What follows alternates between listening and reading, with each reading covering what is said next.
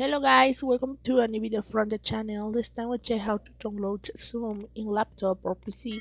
So let's start. Now it's very easy to do it because you can find in Microsoft Store. How you can find it? So let's go to Microsoft Store here, and you can see here that I have Zoom right. But if you haven't read it, just go to the search bar, write Zoom, and you will find all the apps that are common as a Zoom. So first, let's click on the first option that says Zoom Workplace here, and you can check here. I'm already installed it, but if you haven't, just click here on install, and you can start starting the app. As you can see here appears, it's the new version of Zoom, and you can find it completely free.